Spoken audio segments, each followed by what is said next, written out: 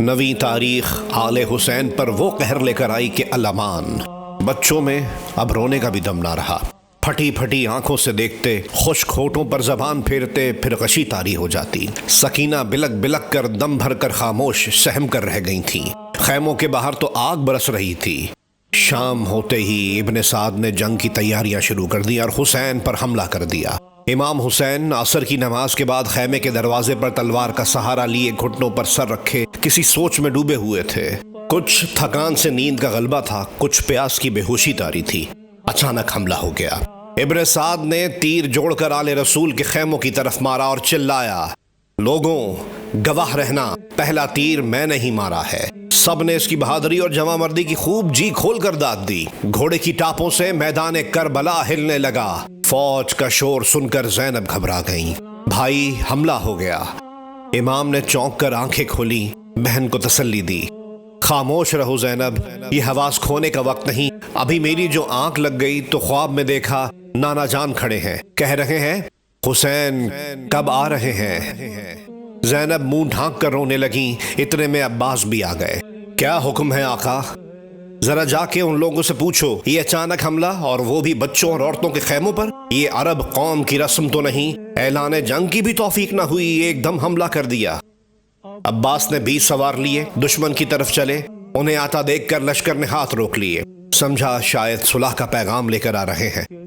کسی کا دل جنگ میں نہ تھا، سب عاجز سے ہو رہے تھے۔ بھلا یہ کوئی جنگ تھی؟ صلح کا بہانہ پا کر حملہ روک دیا۔ کیا چاہتے ہو؟ عباس نے کہا۔ امیر ابن زیاد کا بھی حکم آیا ہے کہ حسین بن علی ابی طالب سے خلیفہ کی اطاعت کرنے کا مطالبہ کیا جائے۔ اگر انکار کریں تو وقت ضائع کرنے اور تاخیر کرنے سے کیا حاصل؟ جلد از جلد فیصلہ ہو جانا چاہیے۔ ذرا صبر کرو، میں تمہارا پیغام اپنے امام کو پہنچا کر ابھی ان کا جواب لاتا ہوں۔ عباس گھوڑا دوڑاتے واپس پلٹے۔ جو اصحاب ساتھ گئے تھے وہ وہیں ٹھہرے رہے۔ یوں ہی بات چل نکلی۔ حبیب بن مظاہر فوجیوں کے ایک ممتاز گروہ سے کہنے لگے، یہ تم لوگ کیا کر رہے ہو؟ پیغمبر خدا کے پیارے نواسے کو قتل کرنے کے منصوبے بنا رہے ہو؟ للہ کچھ تو سوچو سمجھو۔ حسین اللہ کے نیک بندے ہیں، ان گنت خوبیوں کے مالک، عبادت گزار اور پرہیزگار، انہیں کس جرم میں قتل کر رہے ہو؟ انہوں نے بیعت سے انکار کیا۔ بیعت سے انکار جرم نہیں، بیعت نام ہے آزاد رائے کا، جس کا جی چاہے کرے ورنہ انکار کر دے۔ بارہا ایسا ہو چکا ہے، کچھ لوگوں نے بیعت نہیں کی، ان سے کبھی کوئی مزاحمت نہیں کی گئی۔ یہ ہم نہیں جانتے، ہم فوجی ہیں، سیاستدان نہیں۔ انہوں نے کچھ تردد کے بعد جواب دیا، خلیفہ کو اکثریت کی بیعت حاصل ہے۔ عمر بن سعد نے جواب دیا، اگر اکثریت خلیفہ کے ساتھ ہے تو پھر وہ ایک حسین کی بیعت پر کیوں مصر ہیں؟ آپ یہ سوال ہم سے کیوں کر رہے ہیں؟ کیونکہ وہ تلواریں جو حسین کے خلاف اٹھ رہی ہیں تمہارے ہاتھوں میں ہیں، خدا کو کیا منہ دکھاؤ گے؟ عزرا بن قیس نے جھلا کر کہا، حبیب تم کو کبھی علی اور آل علی سے کوئی خاص دلچسپی نہیں رہی، تم تو عثمانی جماعت سے تعلق رکھتے ہو، تم کیوں حسین کے پیچھے اپنی جان کے دشمن ہو گئے؟ تم تو شام والوں کے ہم خیال ہوا کرتے تھے، اس عجیب و غریب تبدیلی کی وجہ؟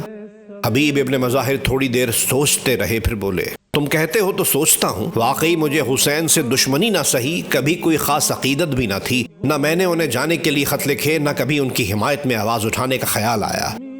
پھر اس کایا پلٹ کی وجہ؟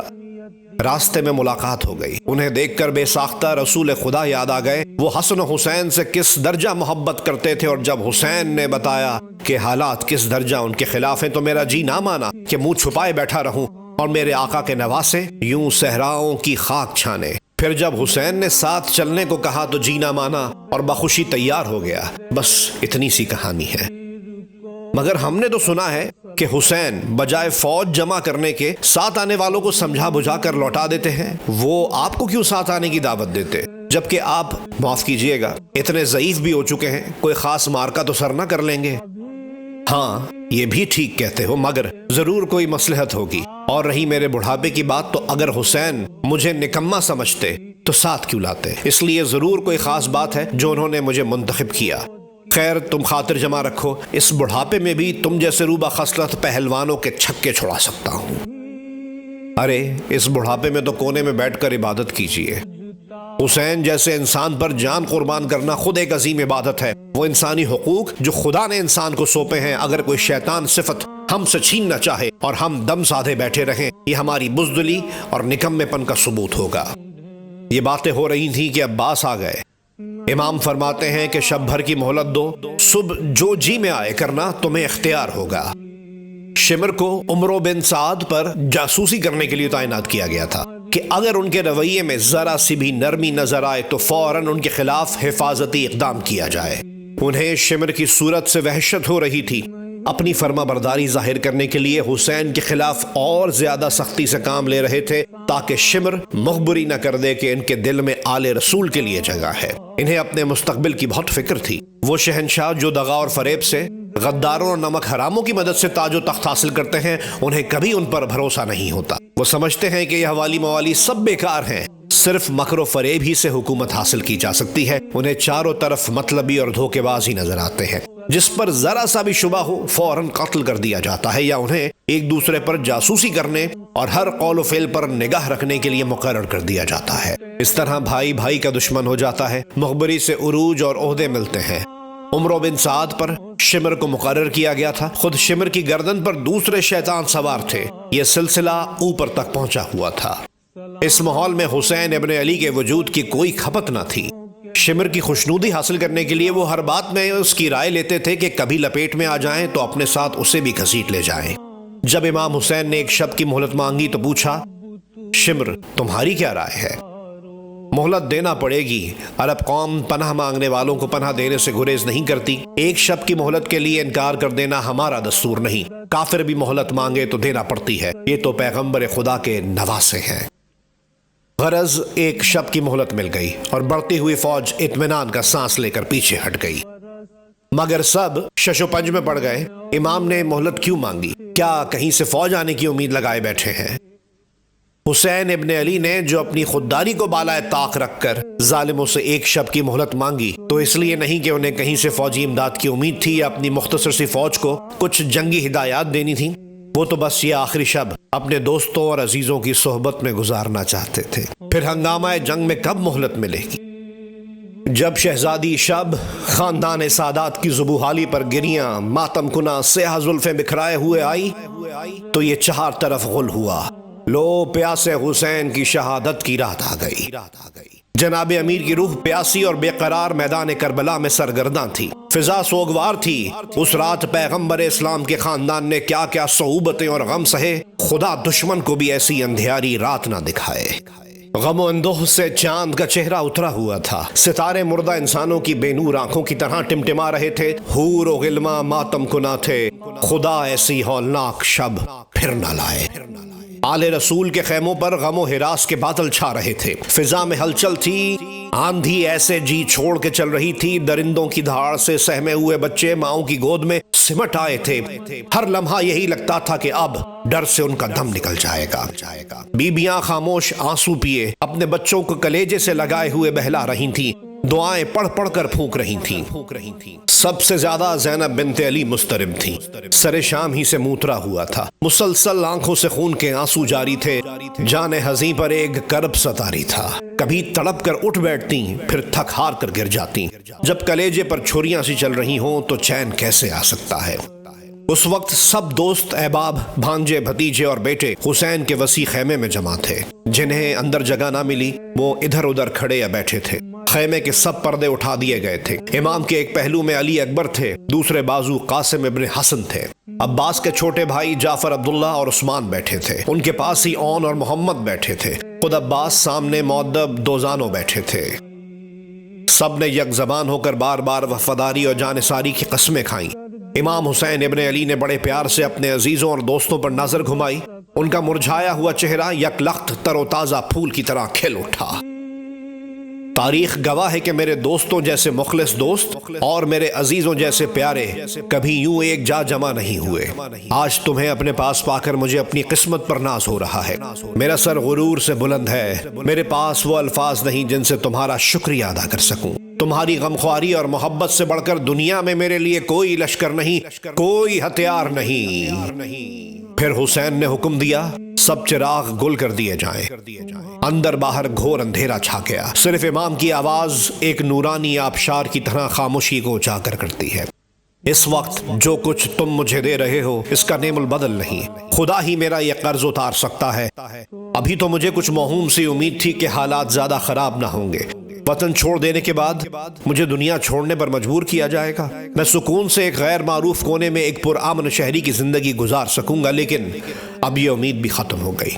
بس اب تم سے ایک عہد و پیما اٹھائے لیتا ہوں، تمہیں اطاعت کے بار سے سبکدوش کرتا ہوں اور بخوشی اجازت دیتا ہوں کہ تمہیں جس طرف پناہ میں لے چلے جاؤ۔ رات کا وقت ہے، اندھیرا چھایا ہوا ہے، اسے غنیمت سمجھو۔ اپنی اپنی سواریاں تیار کرو اور صبح ہونے سے پہلے نکل جاؤ۔ تم میں سے ہر شخص میرے عزیزوں میں سے ایک ایک کا ہاتھ پکڑ لے اور مختلف شہروں کی طرف روانہ ہو جائے۔ یہ لوگ صرف میرے خون کے پیاسے ہیں، جب مجھے پالیں گے تو تمہارا پیچھا نہ کریں گے۔ عزیزوں، میں نے چراغ گل کر دیے ہیں، اندھیرے میں کوئی کسی کو نہ دیکھ سکے گا، مروت کا احساس قدم نہ روکے گا۔ خیمے میں خاموشی طاری رہی، نہ سرسراہٹ ہوئی، نہ کسی نے پہلو بدلا، صرف حسین کا دل دھڑک رہا تھا۔ سانس تک کی آواگمن رک گئی تھی۔ امام نے آنکھیں بند کر لیں، کانپتے ہوئے ہاتھوں سے ایک شمع روشن کی۔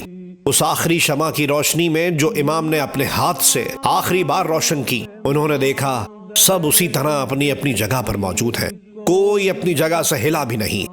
خیمے میں سناٹا چھایا رہا، جذبات کی فروانی نے زبانیں بند کر دیں۔ پھر عباس نے عزیزوں کی نمائندگی کرتے ہوئے کہا، خدا نہ کرے کہ ہم آپ کے بعد زندہ رہیں۔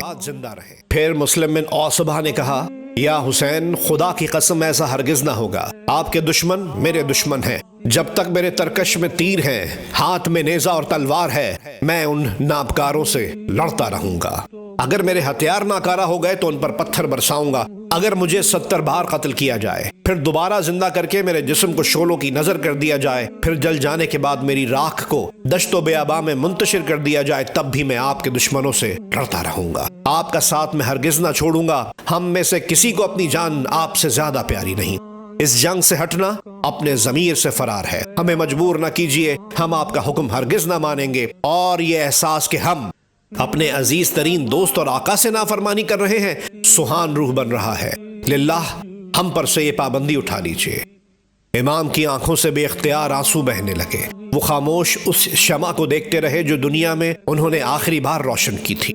اس کی روشنی ابھرتے سورج کی طرح دم بدم بڑھتی گئی۔ میرے پیاروں، یہ اب میری جنگ نہیں رہی، ہم سب کی جنگ ہے۔ ہمارا انجام جو بھی ہو ایک ساتھ ہوگا۔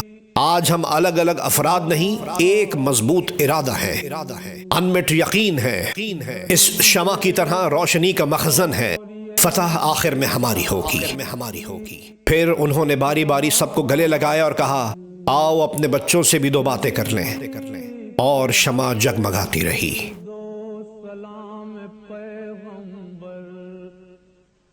سلام سید لولا کے لٹے گھر پر، سلام